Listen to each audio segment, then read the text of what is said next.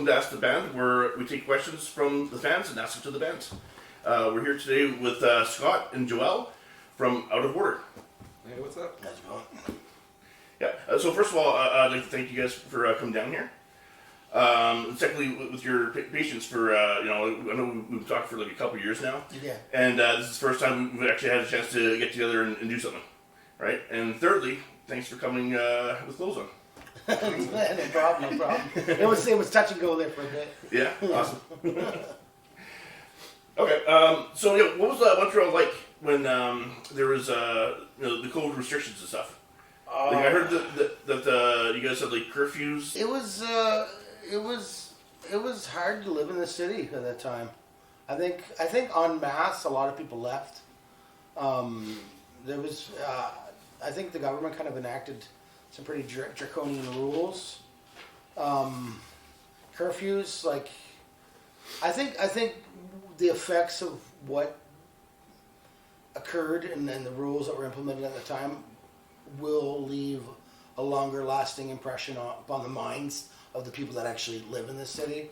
I don't think it's something that people just get out of right away. There is this sort of like, you see somebody on the street, side eye, sort of. I think it breaks down a lot of social cohesiveness, if that makes any sense. That's my opinion. Yeah. How did you feel about it? Yeah, I think it was pretty harsh on the city and overall in the province, but I think it was the right things to do somehow. I mean, I don't know. Yeah, it seems like everybody has a different opinion. Yeah, exactly. I'm torn. I don't know if it's right. I think. No, I don't think it's right or wrong, but I think it was things to do. I don't know if restrictions like that really solved any of the issues. It doesn't. You know what I mean?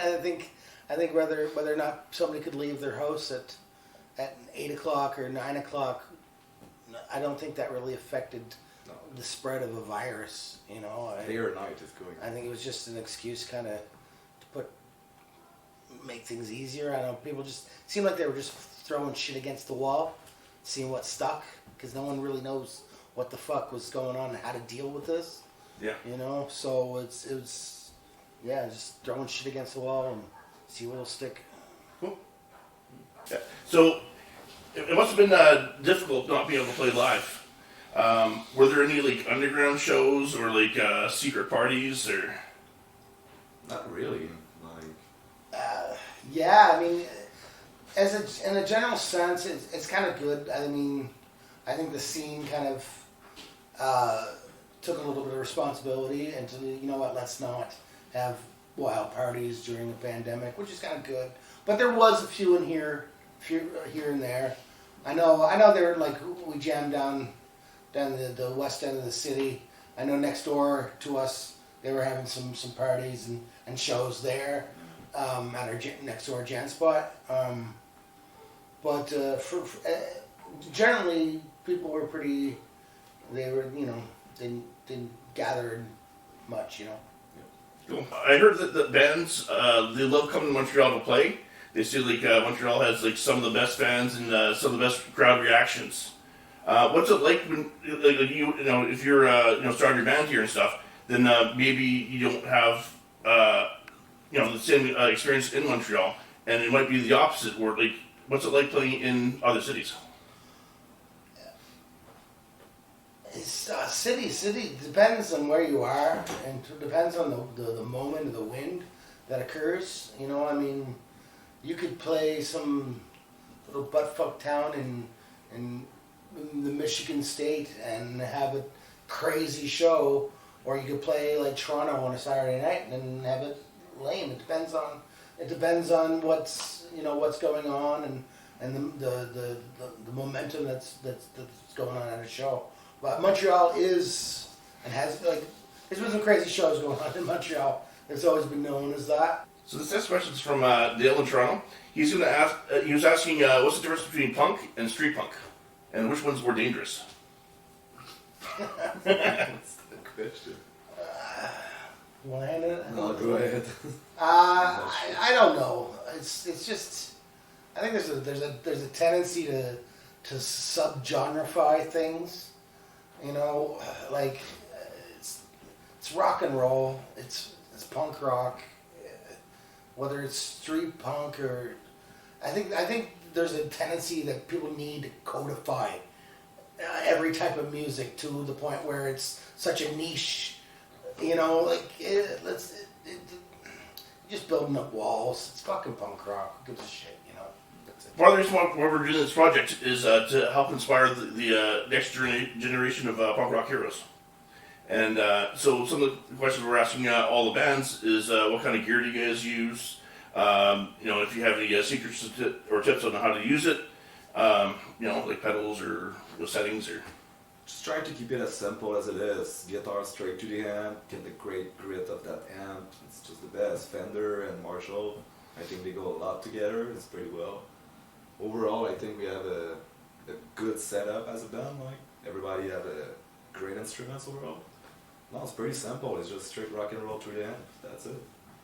There's a lot of like audiophile, gearphile people. And when it comes down to it, like some people, like they don't know how to fucking play it, and they'll keep buying fucking more expensive gear. If you're a good guitar player and you really got the passion for it, you can put a string on a fucking Kleenex box and make a sound. You know what I mean? How did you guys get started playing music? Did you play like maybe saxophone or something in elementary school or? Oh, how do we start from Music, It's anything. like just music in general. Yeah. Sure. I started with a comb and a mirror, and like Appetite for Destruction. You know what I mean? GNR? That's how I started playing music. When I was a teenager, I started in a couple bands. Never really went very far. I remember my first band's name was Agent X with the 3 X's, but then I realized that sounded kind of like a porno movie. And then my early 20s, I was in a band called the Rear Admirals, where we just got fucking polluted and played shows in Halifax, Nova Scotia. I remember one time I got naked on stage and I got booted out of the venue there. So yeah, that was So it's always been a part of my life. Like music has always been there. I wasn't in the bands, the school band. I was never one of those people.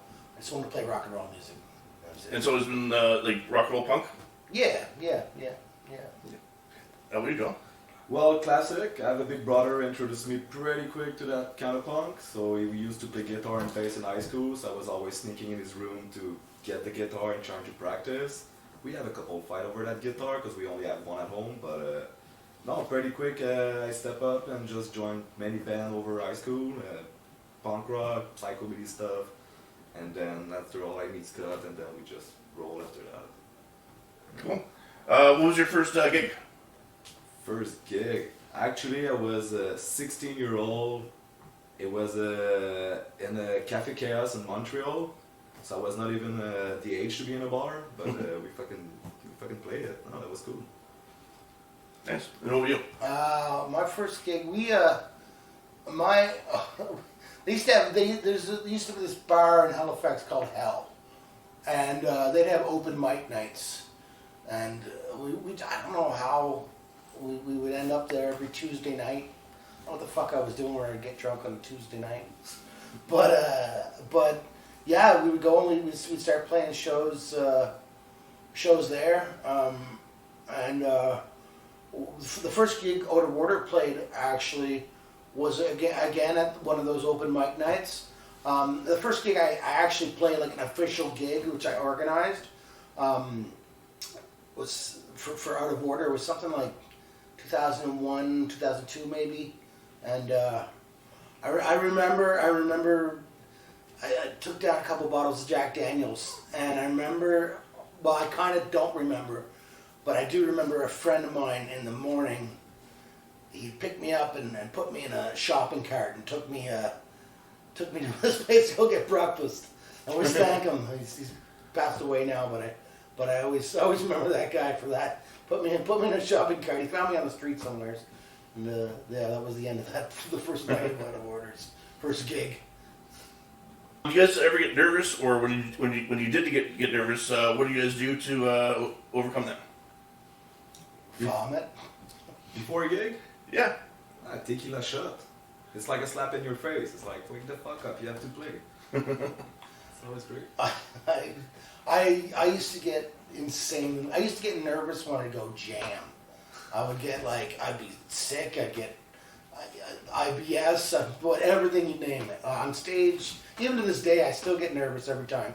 And I have to spend like a half an hour in the bathroom at least before I go on stage. And it's like the guys are running around looking for me. Yep. Hey, where's Scott? Where's Scott? He knows at this point that I'm in the bathroom like shitting my fucking guts out. And then I always run out my last minute, but that's what happens. It was mine. Yeah. Yeah. Oh, sorry. That question was from Sarah, from Kelowna. Thanks for the question, Sarah. Yeah. Any advice for kids starting out? Where do we start? I have no clue. Do be Just don't be afraid. Be yourself and go like the way you want to be. Like it's not about sounds or look or whatsoever. Just fucking do it. Like 100%. You got to be yourself. yeah. Don't get into this style of music. I mean, we're talking about punk rock here. Don't get into the style of music thinking you're gonna get big and famous and make lots of money. It's not. It's gonna fucking drain your bank account. Do music because you love it. Enjoy it. Do it for yourself. Be yourself. That's a good thing about this genre is that often you can find like-minded people. That exist. There's a sort of a cohesion amongst people that are all into the genre, and we don't all have to like the same things or agree with the same politics or whatever the fuck. But there's this sort of base level that we all understand. That's kind of like a little X factor, and just be yourself, and it'll get you a long ways, I think. Okay. So do you guys like have regular jobs and then take time off work to do your tours and stuff, or? Oh yeah. Yeah. What do you guys do? I'm a manager in a skateboard shop. Nice. Pretty much it. I do everything. I do everything. I run a little small moving company, but I've done every fucking job. I was a manager of a bar to an intervention worker to a fucking carny to you name it. I did everything. Yeah. Okay. So you guys work to play music. Yeah, Pretty much. I work to live, and music is my passion. Paying Yeah. the rent mostly. Yeah, for sure. Cool. What's next for you guys? Do you guys have anything coming out? Do you guys have any shows coming up? Yeah, well, after a long absence, COVID kind of kicked our asses. We released an album called Life Sentence in 2020. That was last year, right? 20. So we had a big North American tour lined up for the release of that album, but COVID kind of put the kibosh on that. So we decided to, during this time, just go back in the studio and write and record another one. And right now we're just we're in the process of mixing the new album. Do you have a title? Yeah, we got a title. It's gonna be called Crack in the Mirror. I'm real excited about this. This album is.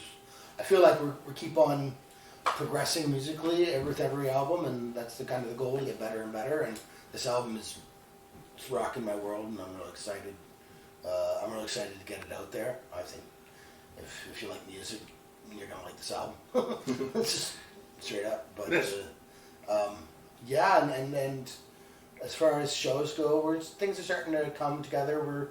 We just got confirmed we're gonna play Spiderfest in the middle of the summer in Ontario. What is it? Where is it? Spiderfest is it's in Marmora, in Ontario. It's kind of an institution here. It's been going for about 30 some years. Spider was this old grandfatherly punk, and he started this festival in the late 80s, early 90s, and on his farm, just in the sticks out in Ontario. And every year punks come together and watch a show. He passed away about 10 years ago, but they kept his spirit alive, and they're putting one on this year again after the absence of COVID. Other than that, we're gonna get some local shows, and we'll probably head over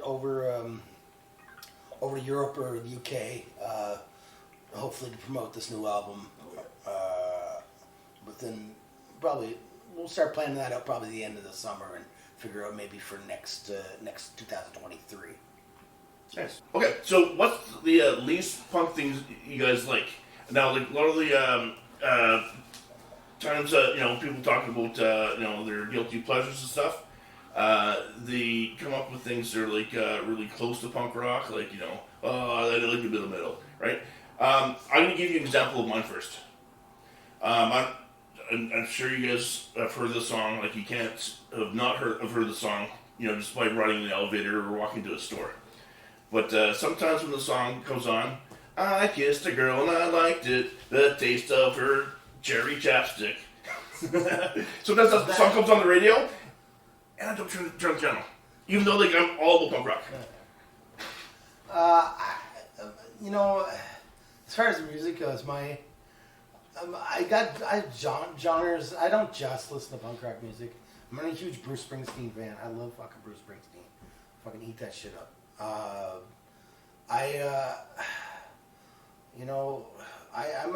I'm pretty simple. I like my heated blanket and watching movies. You know what I mean? That's my life.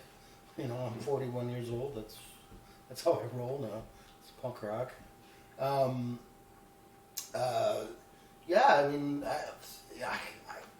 I kind of like. I think Lady Gaga is fucking awesome. Can I just say that? Yeah, I think I know that. Lady Yeah. Gaga is fucking great. Man. Yeah, I love the way she changes her appearance. Like every time like I see something She's like nice. on TV or whatever, it's like, oh, that's Lady Gaga. I thought she looked like, and then I realized that she keeps changing her image. She's like a living embodiment of art, and it's cool. I think she's awesome. Awesome. Those are the kinds of answers I've always been looking for. What about you? I will say, I don't know why, but I really love Alan Oates. Yeah. Don't know why. Like you said, when the music's on the radio, I kind of pump up the volume and fucking sing out loud. I don't know why. It's just how it is. All the notes. Yeah. Oh God. Great. You're already banned. Nah. Fucking that's it. Band broke up. Nah. All the songs are inspired by them. You just don't know it yet. Fuck. Yeah. Well, he's not kicking you up for Bruce Springsteen. Hey, it's the boss. Come on. Yeah, no, yeah. The thing is, like, the way I see it is, you can't really be like a lover of music if you hate some music, Yeah. Like, No, that's not true. I can fucking hate music. You're allowed to. You can do whatever. That's the thing with punk rock. You can do whatever the fuck you want to do. If you want to hate something, if you want to love something, you're free to do that.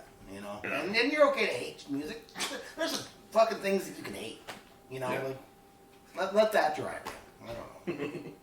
Awesome. Thank you very much for coming out and doing this. Thanks for having us. Well, thank Yes. you very much. And we look forward to your album coming out. Crack Mirror? Crack in the mirror. Crack in the Mirror. Yeah. It's hopefully it'll be out.